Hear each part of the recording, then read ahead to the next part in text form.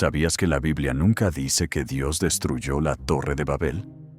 Ninguna explosión, ningún rayo, ningún derrumbe, ningún terremoto.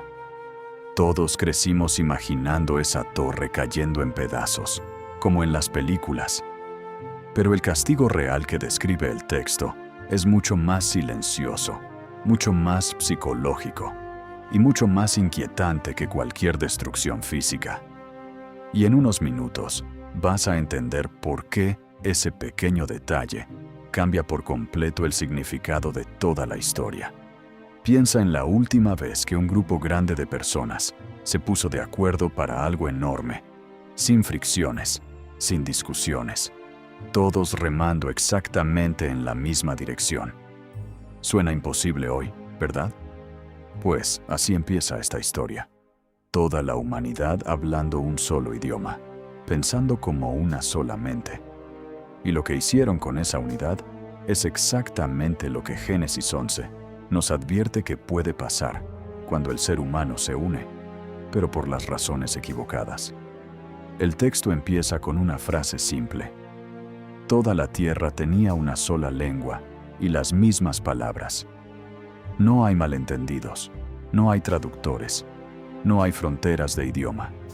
La gente se instala en una llanura llamada Sinar y decide construir una ciudad con una torre cuya cúspide llegue al cielo.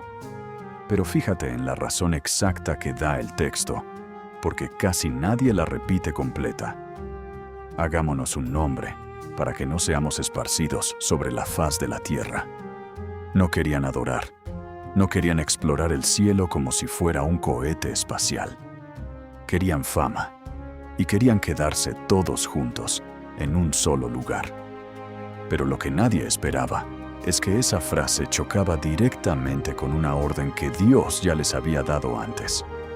Unos capítulos antes, justo después del diluvio, Dios le había dicho a Noé y a sus hijos: «Sed fecundos, multiplicaos y llenad la tierra». Esparcirse no era un accidente que temer, era la instrucción original. Construir Babel para evitar ser esparcidos era, en el fondo, un acto de rebeldía, disfrazado de proyecto de ingeniería. Y aquí viene un detalle que casi ninguna ilustración infantil muestra bien. El texto especifica que usaron ladrillo en lugar de piedra y asfalto en lugar de mezcla. Es una nota casi técnica, pero los arqueólogos la aman, porque describe exactamente cómo se construía en Mesopotamia, una región sin piedra natural abundante. Es decir, este no es un cuento vago, es una descripción que encaja perfectamente con las torres reales de esa época, llamadas zigurats, templos escalonados que sí existieron y cuyas ruinas todavía se pueden visitar hoy. Uno de los candidatos más citados por los historiadores, el templo Etemenanki, en la propia Babilonia, habría alcanzado, según registros antiguos, una altura cercana a los 90 metros. Eso equivale aproximadamente a un edificio de 30 pisos, construido enteramente a mano, sin grúas ni maquinaria, miles de años antes de la ingeniería moderna. Y aquí conviene aclarar un malentendido enorme. Que su cúspide llegue al cielo no significaba que planearan tocar físicamente las estrellas. Era una expresión típica de esa cultura para describir un templo monumental. La misma frase que aparece en inscripciones reales de otros zigurats mesopotámicos. No estaban construyendo un cohete, estaban construyendo el edificio religioso más ambicioso jamás imaginado. Pero lo que sorprende a la mayoría es lo que pasa cuando, según el texto, Dios finalmente decide mirar de cerca lo que estaban construyendo. El versículo dice que Dios descendió para ver la ciudad y la torre que edificaban los hijos de los hombres. Piénsalo un segundo. Construyeron algo pensado para tocar el cielo, y el texto dice que Dios tuvo que bajar para poder verla. Es casi una ironía deliberada del autor bíblico. Desde la perspectiva divina, esa torre gigantesca, la más alta jamás construida por el ser humano hasta entonces, era tan pequeña que había que acercarse para distinguirla. Y lo que Dios dice después es todavía más revelador que cualquier castigo. He aquí, el pueblo es uno, y todos tienen un solo lenguaje, y han comenzado la obra, y nada les hará desistir ahora de lo que han pensado hacer. No es una descripción de maldad extrema, es una descripción de potencial ilimitado. La preocupación no es que sean malvados, es que son imparables. Muchos comentaristas señalan que esto no debería leerse como celos divinos, sino como una especie de freno protector. Una humanidad totalmente unificada, sin ningún tipo de diversidad ni límite, con tecnología y ambición creciendo sin control, es exactamente el tipo de escenario que en la propia Biblia suele terminar mal, como ya había pasado antes del diluvio. Es un patrón que se repite. Cuando el poder humano crece sin ningún contrapeso, algo se corrompe. Pero lo que nadie espera es la solución exacta que Dios elige para frenarlos. Dios no manda fuego, no manda un terremoto, no derrumba ni un solo ladrillo. Lo que hace es confundir el lenguaje para que ya no se entiendan entre sí. Ese es literalmente todo el castigo. De repente, un albañil le pide una herramienta a otro y recibe una palabra que jamás había escuchado. La construcción no colapsa por destrucción, colapsa por incomunicación total. Los equipos de trabajo, que hasta ese momento se coordinaban perfectamente, ahora ni siquiera pueden acordar en qué dirección poner un ladrillo. El texto dice entonces que cesaron de edificar la ciudad. No dice que la torre fue arrasada. No dice que quedó en ruinas por un ataque divino.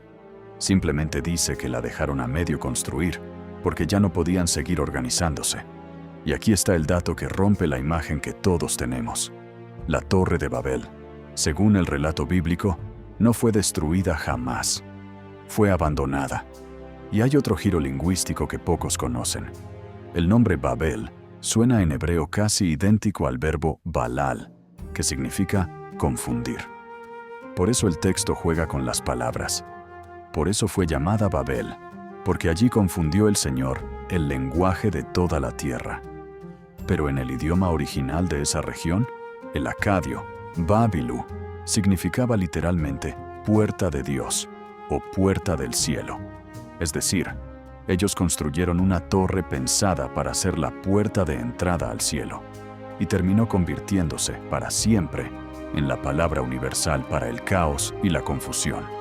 Un nombre que iba a significar orgullo y trascendencia, terminó significando exactamente lo contrario. Pero lo que casi nadie conecta es lo que Dios hace justo después de esparcir a esa humanidad confundida. Aquí hay una rareza que casi ningún sermón menciona, y que los estudiosos del texto llevan siglos discutiendo. El capítulo justo antes de Babel, Génesis 10, ya describe a los descendientes de Noé repartidos, cada uno según su lengua, en sus tierras, en sus naciones. Es decir, el texto ya había mencionado idiomas distintos y naciones separadas antes de que ocurriera, cronológicamente, la confusión de Babel. Para muchos comentaristas, esto no es una contradicción, sino una pista de cómo está organizado el libro. Génesis 10 te muestra el resultado final, el mapa completo de naciones, y Génesis 11 retrocede en el tiempo para explicarte el evento exacto que provocó ese mapa. Es una técnica narrativa muy usada en textos antiguos, mostrar el desenlace primero y luego explicar la causa. Pero lo que casi nadie conecta es lo que Dios hace justo después de esparcir a esa humanidad confundida, una vez que ya tienes la nueva partición de pueblos sobre la mesa.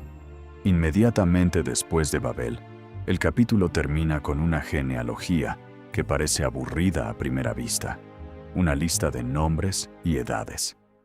Pero esa lista termina en una sola persona, Abram, que después será Abraham. Es decir, justo cuando la humanidad entera fracasa intentando unirse por soberbia y por su propio nombre, Dios empieza un plan completamente distinto.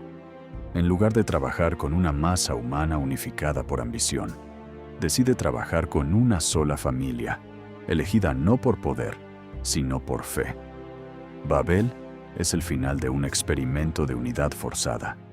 Abraham es el comienzo de una unidad completamente diferente, construida generación por generación. Y siglos después, en el Nuevo Testamento, hay una escena que muchos estudiosos leen como el espejo exacto de Babel, pero al revés. En el libro de Hechos, el día de Pentecostés, el texto enumera cerca de 15 naciones y regiones distintas representadas en una sola multitud, desde Partia hasta Roma, desde Egipto hasta Arabia. Y cada persona de ese grupo enorme escucha hablar en su propio idioma exacto, sin que nadie haya estudiado esas lenguas. En Babel, un solo idioma se rompe en decenas y la humanidad se dispersa incapaz de entenderse. En Pentecostés, decenas de idiomas distintos se entienden al mismo tiempo, sin que nadie deje de hablar el suyo. No es que Dios haya reparado el idioma original, es que encontró una forma de unir sin necesidad de borrar la diversidad que Él mismo había creado en Babel. Ese contraste entre la unidad forzada que colapsa y la unidad que respeta la diferencia es probablemente el dato que vas a seguir pensando después de este video. La Torre de Babel no es una historia sobre un edificio castigado. Es sobre lo que pasa cuando buscamos hacernos un nombre en lugar de cumplir un propósito más grande que nosotros mismos. Y quizás esa sea la pregunta que vale la pena hacerte hoy. ¿Qué torre estás construyendo tú ahora mismo para tu propio nombre, en lugar de para algo que realmente importe? Cuéntamelo en los comentarios. Quiero leer tu respuesta. Si este dato te sorprendió, dale like y suscríbete, porque la próxima semana seguimos, en orden cronológico, con la historia de Abraham.